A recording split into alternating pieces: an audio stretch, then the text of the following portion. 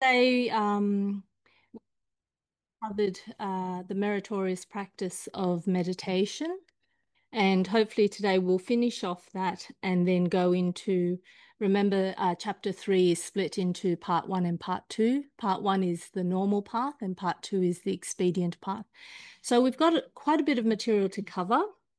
And so I won't go through any further revision. This is where we are up to in terms of the verses in this particular chapter. Now, when we're talking about the different levels of meditative concentration, where we left off yesterday about the different states, so you can have really deep states of meditative concentration and some are a bit more shallow. So that's how you get the grading of the preparatory or the candidate state, and then the actual first jhana, then the first intermediate jhana, then the second, and so forth. And that basically is a way to indicate the deepening levels of meditative concentration or samadhi.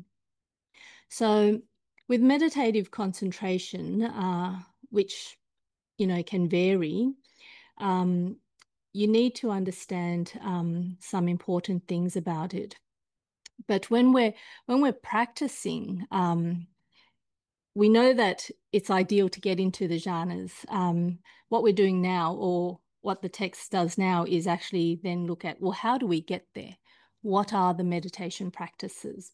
And so the verse here says, the 4 jhanas, 4 samadhis of emptiness, the 4 immeasurable minds of compassion, and so on. These different meditation practices taught by the Buddha, one should cultivate these practices sequentially. So here we're introduced to some important meditative practices and concentrations that Buddhist practitioners should try to cultivate.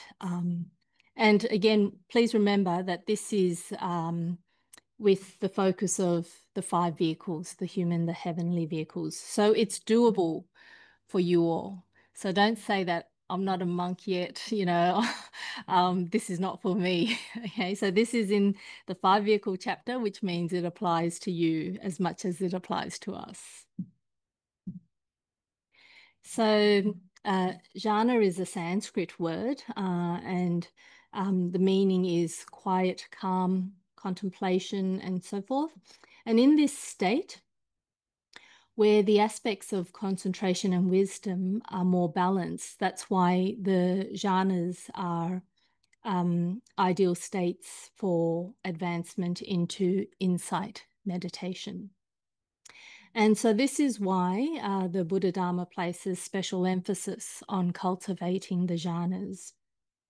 After the 4th jhana, there are what's named as the 4 samadhis of emptiness, and namely these are the concentrations of limitless emptiness, the concentration of limitless consciousness, the concentration of limitless nothingness, and the concentration of neither conceptualization or non-conceptualization. So if you hear these words, particularly the last one, neither conceptualization or non-conceptualization, it might kind of resonate with you when you think about the Buddhist cosmos, where you have, certain levels of heavens. So remember these states of samadhi and jhana. In meditation, we will refer to it as such, but when we're talking about rebirth in the desire realm, the form, and the formless realms, they also correlate as well. Now, in this world, the 4 samadhis of emptiness are considered as purely states of mental concentration. And in these states, the level of concentration is much deeper, while the aspect of wisdom is weaker. Now, the 4 jhanas and the 4 samadhis of emptiness are collectively referred to as the 8 samadhis, or the 8 concentrations. So these levels of meditative concentrations are shared with non-Buddhist practitioners. And what this means is other religious practitioners, basically anyone who practices meditation, can potentially get into these states as well. Now, in terms of the level of meditative concentration, the overall picture of gradual progression from shallow to deep is reflected in these 8 concentrations. So the concentration of neither conceptualization nor non-conceptualization is where we have the deepest level of concentration. Now, these different meditative practices taught by the Buddha should be sequentially cultivated. And that means as a beginner, don't overreach, because you might find it a bit difficult. The safest way is to first aim to attain the first jhana, and then once you've accomplished that, move to the second, and so forth. So there's no such thing as taking shortcuts in meditation.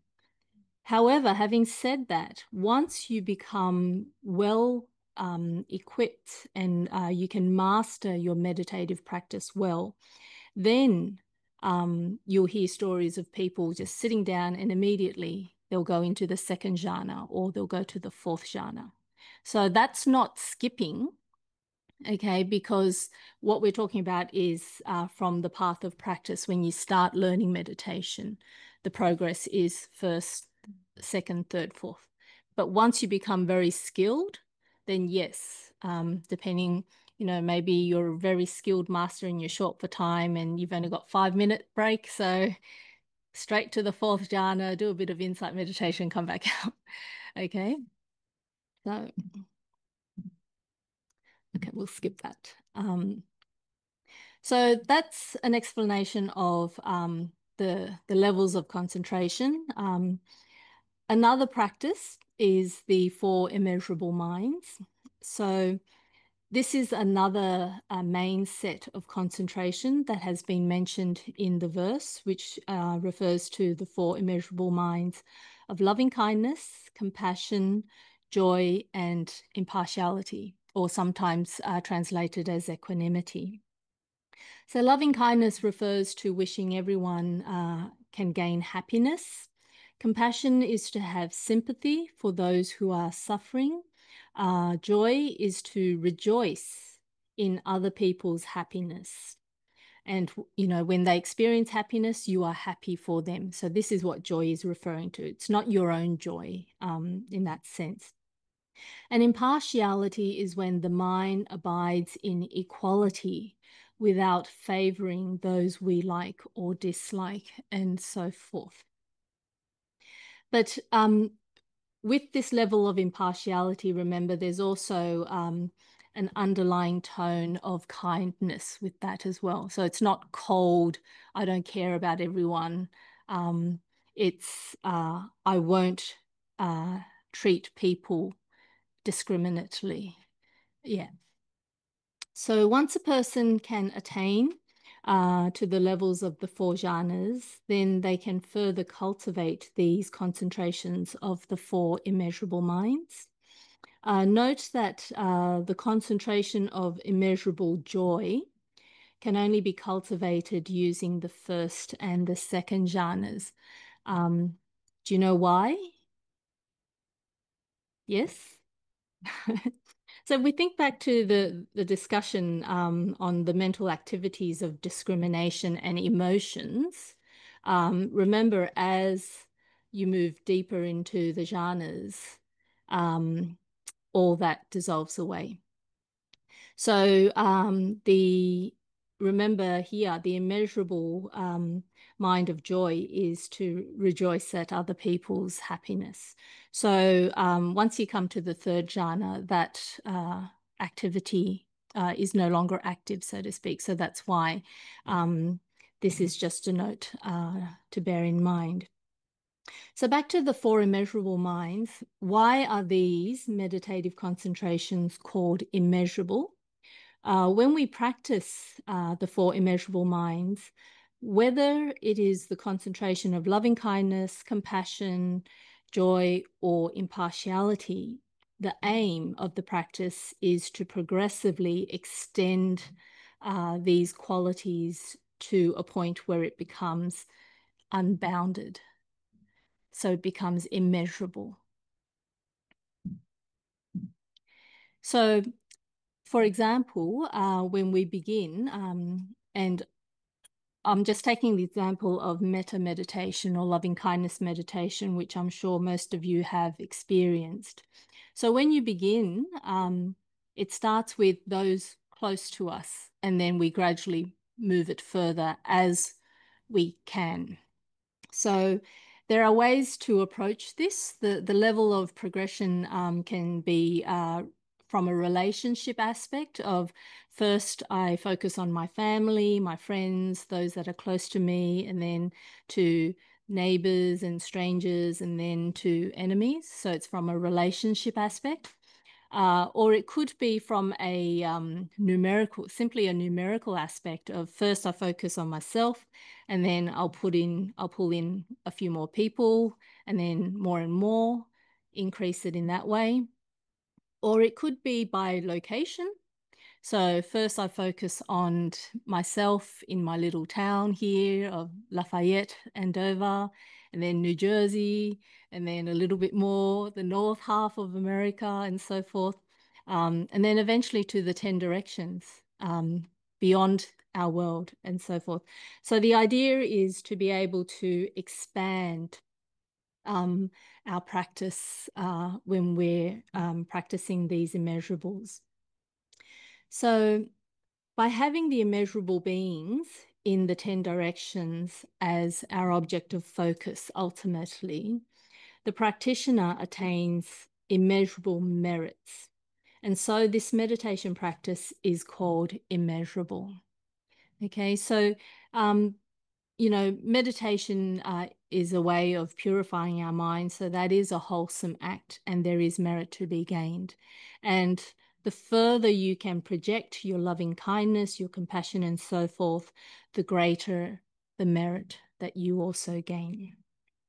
And when the Buddha taught about this meritorious practice to householders, he would often teach them the meditation on the four immeasurable minds, because this is something that perhaps is much more closer to their hearts, or in terms of their practice, as opposed to immediately jumping into meditation on impurity and, visualizing a decaying corpse or something like that.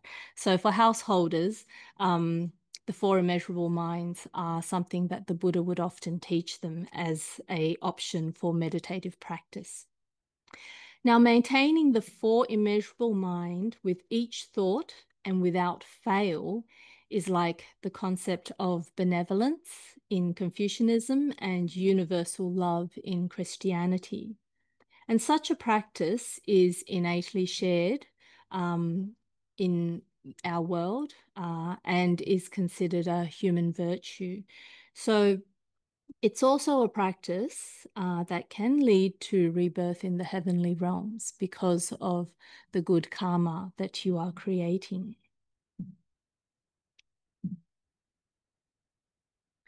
So, as I said, we're going to be going quite fast. So, where are we in terms of the structure of chapter 3? We've now covered part 1, stage 1, and stage 2.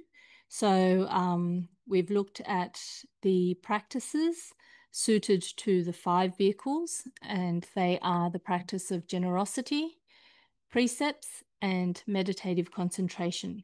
So now we come to stage 3, the core element that humans should rely on if they want to move in the direction of Buddhahood. So basically, this is where, as human beings who are Buddhist and have decided to walk the path, there are some questions we need to think about. Okay, so last year, if you can bring your mind back that far, in the first part of chapter 3, while discussing the 5 realms, there is this particular half verse which says, "Seek and gain the precious human form, cultivating heavenly practices, but not being born there."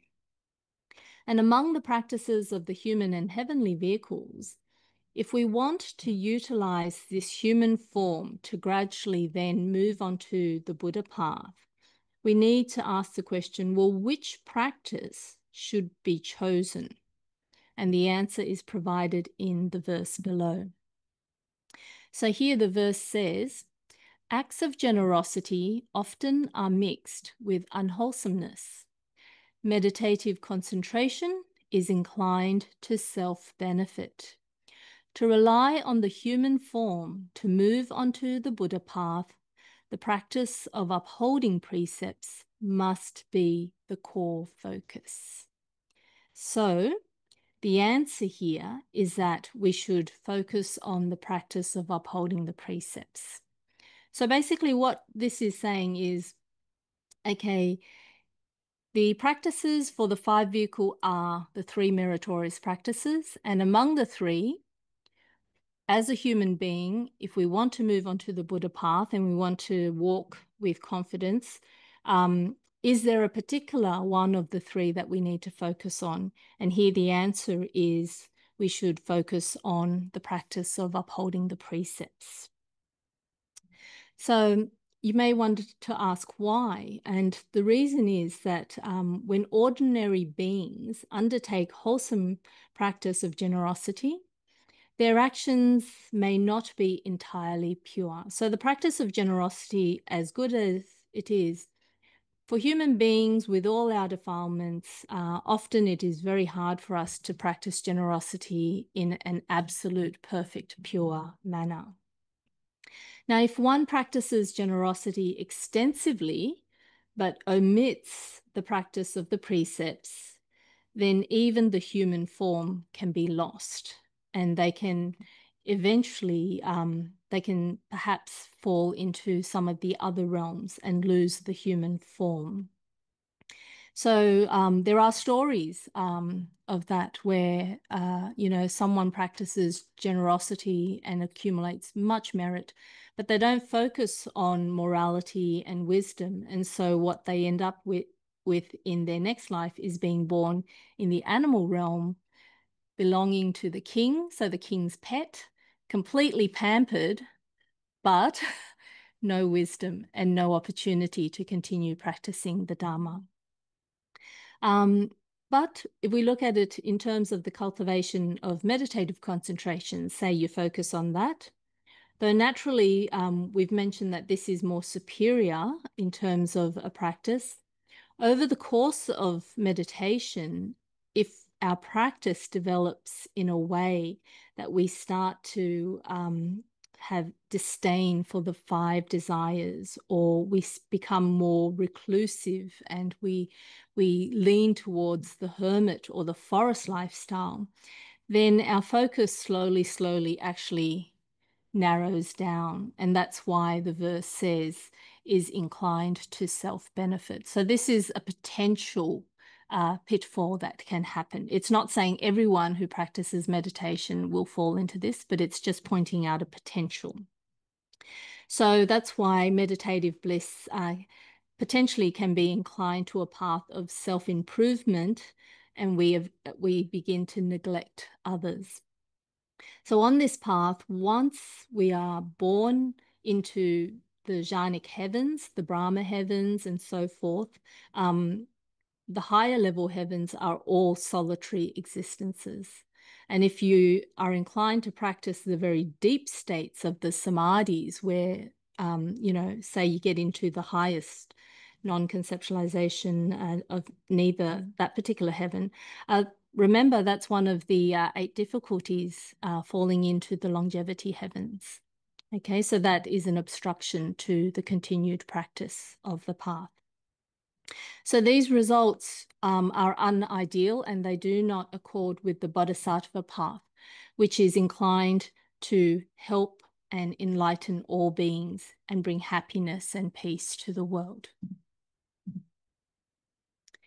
So therefore, if we want to attain the human form again in our future lives and use this human form to gradually move towards the Buddha path, it is imperative to rely on the practice of the precepts. So in particular, the 5 precepts, and occasionally take up the 8 precepts. And if you're well disciplined enough, by all means consider the 10 precepts as well. In other words, we need to rely on cultivating our moral character as our core focus. And we do this through the practice of the precepts. So with this practice of upholding precepts, we'll be able to attain rebirth in the human realm. Even if we're born into poverty, this does not necessarily obstruct us from learning the Buddha Dharma. Because we're human, we have that, the basic requisite to learn the Dharma. Now, if one practices the precept and also practices generosity, then one can reap an even better result in terms of a future human birth. And this is a better outcome. Now, likewise, if we practice the precept, but we do not cultivate concentration, we can still gain a human rebirth, but it just means, we don't have the karmic results or benefit from past practices of meditation. So the ideal situation is to practice all three. Okay, so even though what we're saying here is it's important to focus on upholding the precepts and this particular practice if we want to gain a human birth again. But we also want to stress that this will only guarantee us a human birth. If we want even better conditions so that we, in our future lives, the study and practice of the Buddha's path is even more conducive for us, then we also need to make sure we practice generosity and we practice meditative concentration. Now, if we want to use this human form to embark on the Buddha path, then one thing we also need to remember is once we get this human form, how can we guarantee ourselves will meet with the Triple Gem? Okay, so remember, one of the 8 difficulties or the 8 obstacles is to be born in a time and place where the Dharma doesn't exist. So if you gain a human birth in Mars, they say, no Buddha there, no Dharma there, what next? So remember, this goes back to making your vows. May I be reborn in a time and place where I can meet with the Triple Gem, meet with the Buddha, and so forth. So on a more a superficial note, this was a funny joke. I was talking with some of my monastic friends because they would always make the vow, I want to be able to be reborn in Amitabha's Pure Land. And then one of my other friends who was a bit more logical would say, well, there's a lot of Pure Lands. If your vow only aims for one, then, mathematically, you're losing out on some other possibilities. So eventually, as a group, we decided, okay, the vow should be, I want to be able to meet with the Triple Gem. So we cast the net as far as we can. Triple Gem means any Buddha, any Bodhisattva. The Dharma, okay, any Dharma, whether it be recorded, in person, written, and the Sangha. So we don't care if it's an Arahat, it's a Bodhisattva, it's a Buddha, that's considered Sangha. So we cast the net as far as we can and we make the vow, may I always be guided, protected, and in the presence of the Triple Gem. And that way, this is a way with the vows, you're directing your merits from your practice. Otherwise, if you practice generosity, meditation, and the precepts, which means morality, you're accumulating all of this merit, but there's no direction, in which case it can go anywhere. So karma takes its course and, you can be reborn as a crown prince, but not in a place with Buddhism and so forth as well. So you need to direct that. And I like to I liken that to whether someone who's really rich, they have a will or they don't create a will. And when they die, what happens to their fortune? With the will, that fortune is directed to where they want it to go. Without a will, it just goes wherever the law says it can go, and then it may not go where they prefer it to go. Okay. Okay. So this brings us to the end of part 1, stage 1 in this particular chapter, chapter 3 on the 5 vehicles. And the main focus of this chapter being the 5 vehicles, again, remember, is the human and the heavenly vehicle practice. Now, as you may or may not be aware, in the Buddha Dharma, there is always a direct or normal path, which is usually considered more difficult for some reason. I don't know why they attach that, but I guess relatively speaking, it's more difficult because there are always skillful and expedient paths, which are relatively easier. So, and these expedient paths are for those whose current conditions make it unsuitable for them to walk or practice the normal path. So this is where Venerable Yin-Shun skillfully caps off this particular chapter by inserting part 2 to talk about, well, if you can't practice the 3 meritorious deeds well, is there another option? If you find meditative concentration too hard, if you find, the precept of no alcohol too difficult, is there another option? And this is where the skillful means or the expedient paths of practice is introduced. And remember, the aim here is for human and the heavenly vehicle practices. So here, the verse says, those whose personality are timid with fears, the Buddha taught them the practice of 6 recollections. Recollect the virtues of the Buddha, Dharma, Sangha, precepts, generosity, rebirth in the heavens, cultivate virtues, like one entering a place that is brilliantly lit. The darkness of worries and fears will instantly disappear. So here we are taught that some people, their character is more timid and they have a lot of fears. They fear many things, walking at night, they fear the dark and so forth.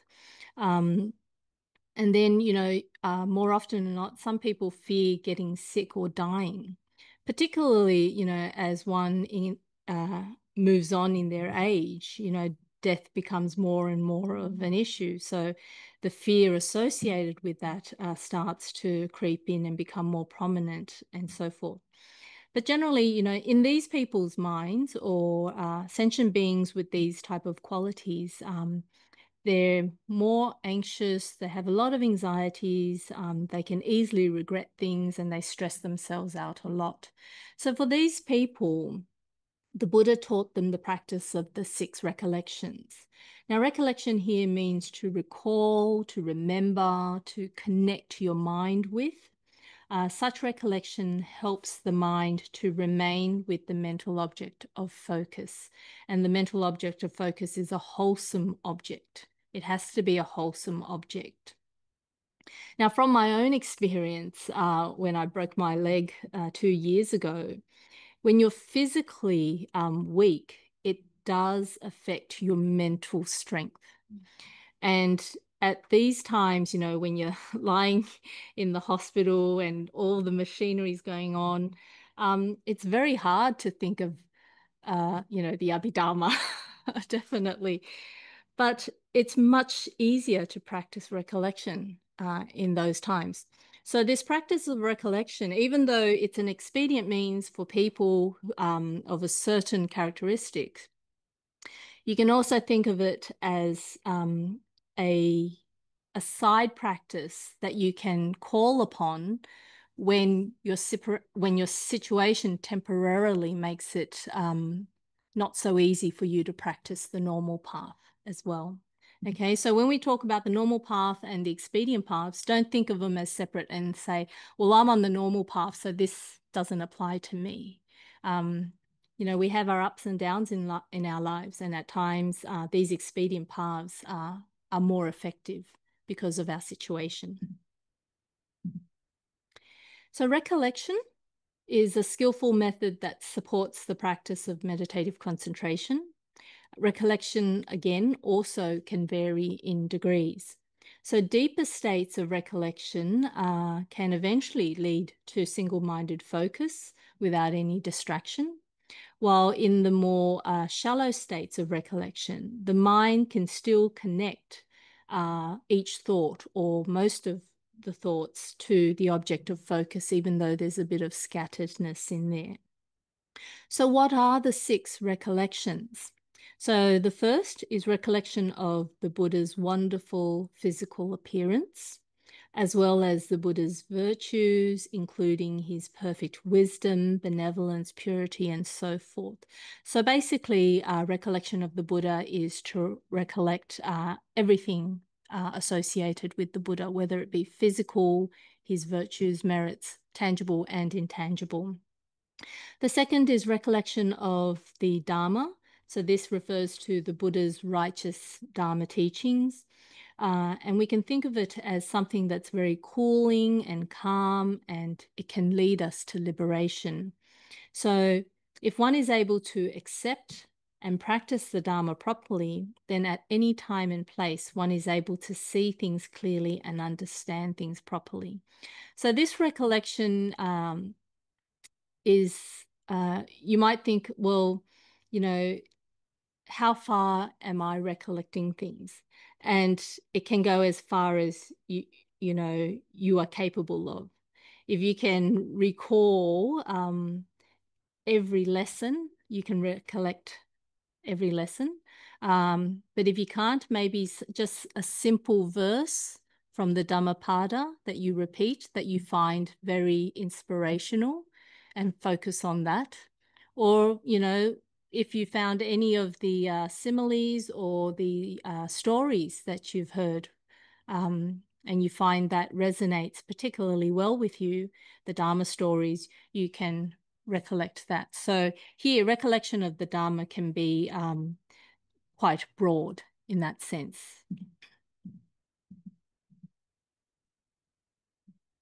Okay. Now, third is recollection of the Sangha.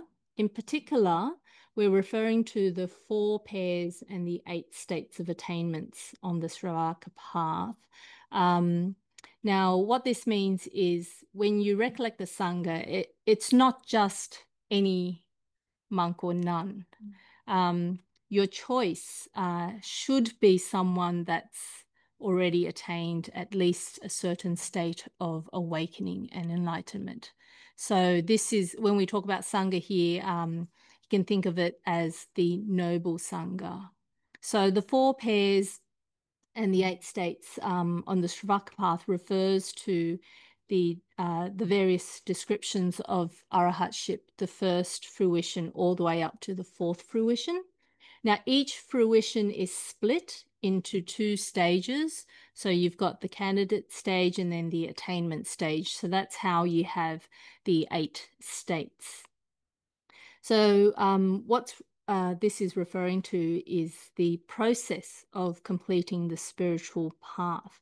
Now, if you want to know more about this, you can go and read chapter 15 in Bhikkhu Dhammajoti's book, Savastivada Abhidhamma.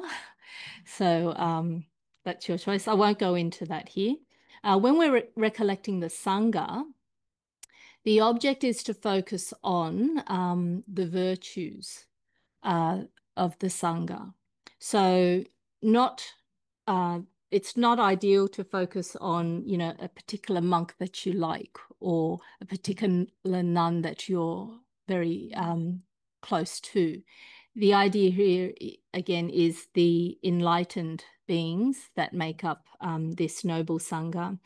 So again, it's all the qualities relating to them, their virtues of the practice of the precepts, their virtues concerning their meditative practice, their level of wisdom that they have cultivated, the liberation that they have attained, and so forth.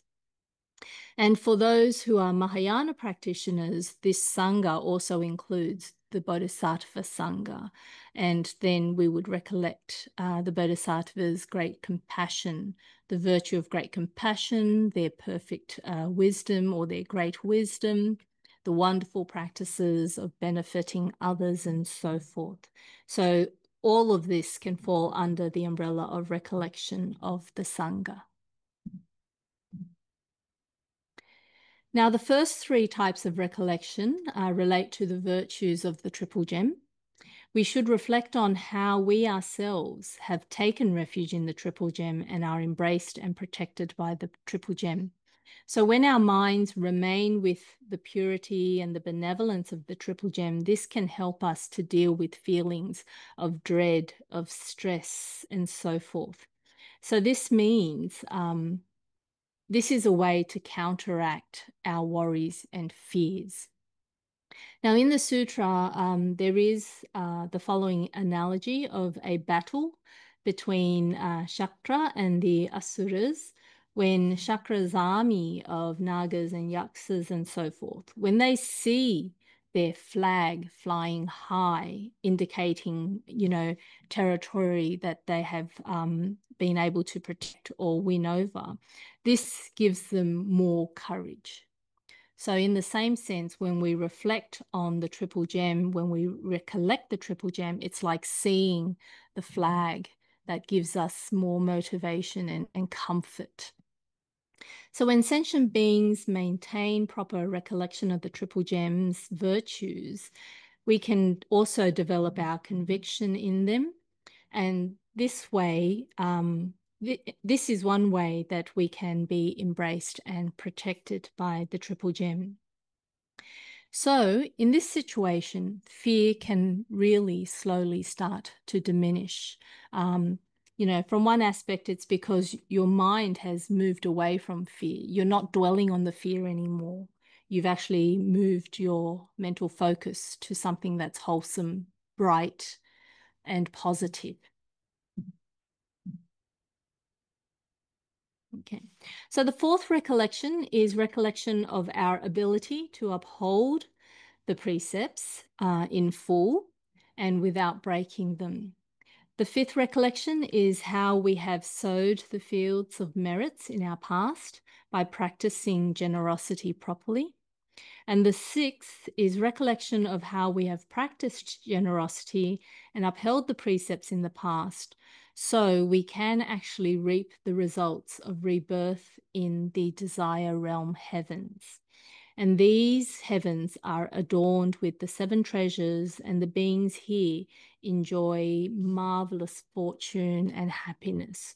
So this is our destination in a sense. If you think about, I have practiced the precepts, I have practiced generosity. So with my faith in karma, I can be reborn in the heavens. And this is another positive place where you can settle your mind. So the 6 recollections are mainly taught to those who have a lot of fear and dread and worry arising in them, particularly if they worry about falling into the lower realms and so forth. So in the sutra, these 6 recollections are often taught to people when they're very sick or on their deathbed in particular, and they're physically weak and they can't do any of the other practices. So this is something that is a lot easier for them in that particular situation. And it's impossible for us to never get sick. So this is something to bear in mind.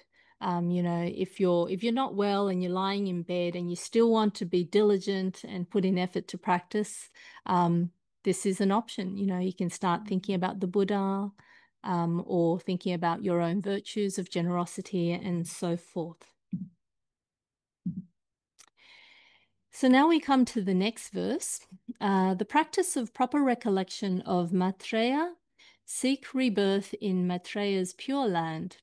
This practice is a precious and secure path, proximity, ease of practice, and universality. When one sees Maitreya Buddha and listens to his Dharma, there is no need to worry about regressing. So the Sakyamuni Buddha, with his perfect wisdom and great compassion, once taught the Dharma practice of proper recollection of Maitreya Bodhisattva, and the aim here is to seek rebirth in Maitreya's Pure Land. So at one of Sakyamuni Buddha's Dharma assembly, Maitreya Bodhisattva directly received the prediction from Sakyamuni Buddha himself that he will be the next Buddha in our world. Okay, so Maitreya Bodhisattva currently resides in the inner court of the Tushita heaven. So the Tushita heaven is within the desire realm, and it's split with an inner court and an outer court. So the outer court is the normal heavenly realm. The inner court is the Pure Land where the Bodhisattva currently resides and presents Dharma teachings. So Maitreya Bodhisattva is said to come down to our world when it becomes a Pure Land. So when he comes, there will be 3 main Dharma teaching assemblies where he will expound the Dharma. And all those who can attend these 3 Dharma teachings will attain awakening or liberation after hearing these teachings. So this is another practice. Apart from the 6 recollections, the other expedient means is this particular practice of Maitreya's Pure Land practice. Okay, so what does this practice require us to do? Basically, it's a relatively easy practice. And we need to understand that, relatively speaking, the Tushita heaven is the closest Pure Land to us here as human beings. So it's easier to get to Maitreya's Pure Land than it is to some of the other Pure Lands you see in the Mahayana teachings. So what do we need to do, basically? First is you must take refuge in the Triple Gem. So that's a tick for you all already. Uphold the precepts purely. I'll give you all another tick for that already. Yeah. Practice generosity well. I'm pretty sure you all can do that. So 3 ticks already.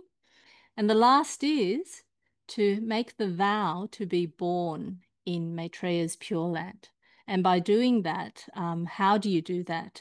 You just recite, I pay homage to the future Buddha Maitreya. So by reciting that and keeping that vow in your mind, this is the key points in terms of the practice of Maitreya's Pure Land. So you don't need to have, unlike some of the other practices, you know, it's not as, the requirement is not as strict. And that's why this is a expedient means. So we mentioned that the practice is universal in that it doesn't matter what your aspiration is. You can be aspiring to any of the 5 vehicles, but this practice can still apply. But it's introduced as a expedient means here for the people who've chosen the human or the heavenly vehicle, because this probably resonates closer to them as well. So this is, if you get to Maitreya's Pure Land, you know, you're in the heavens, you're safe, you're not in the lower realms, but you don't have to worry about being lost in heavenly enticements because Maitreya Buddha is there giving you Dharma all the time. So it's a very ideal place to study the Dharma. And then when your conditions ripen and Maitreya comes down to, it's time for Maitreya to come here and present the 3 major assemblies, all of his students and disciples, the teaching says, will also come down and attend. And that's when you have this great mass of liberation once they've all heard the teachings. Now, to really wrap up, um, someone might ask, well, does everybody really attain liberation if they attend Maitreya's teaching? Because, can you slip through the net, basically? Um, the idea is, if we think back to Sakyamuni Buddha, those whose conditions are ripe, he has brought them to liberation. But those whose conditions are not yet ripe, he's also planted the seeds in them and introduced to them who the next Buddha will be. So by the same token, we can say that when Maitreya comes down, he too, being a Buddha at that time, will have that perfect wisdom to know if there are any beings within the assemblies whose conditions are not ripe at that time for liberation. He will leave behind future guidance for them about how to go about it and who the next Buddha will be. So there's assurance there. So to wrap up, we've finished, although very a bit rushed at the end. We've finished chapter 3 of The Way to Buddhahood. And so, by logic, next year's lesson will begin with chapter 4. If you want to do some reading in advance with the English version that is available. But please remember I'm not using the current English version. I'm going through with the material based on our translation, which will become a published version eventually. Okay. So that brings this class to an end and my series of talk for this particular retreat to an end.